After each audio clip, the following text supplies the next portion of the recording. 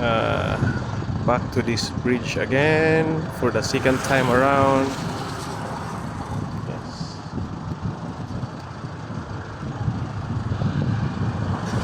Nawala kasi yung Facebook ko, guys, kaya buti na lang nakabalik din dito. May sunken boat dyan, guys. At saka dun sa may bukana sa dagat, may dalawang sunken boat. Siguro papuntahan natin yung mamaya yung sunken boat. Around is mangrove trees, mangrove forest. And on this side, and at saka may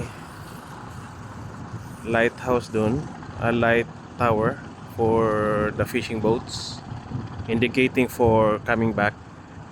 Fishermen will not be lost. Yan. Surrounding are makita pala ditong Kusamit, guys, sa malayuan. And ito yung paligid sa place na to.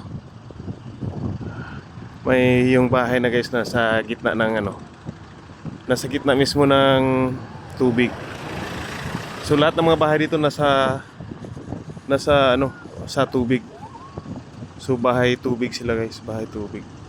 By means of transportation is by boat talaga. Lahat dito.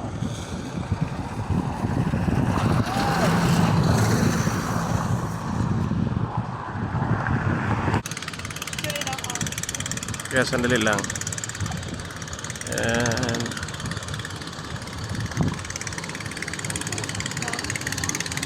And boats, guys, fishing boat.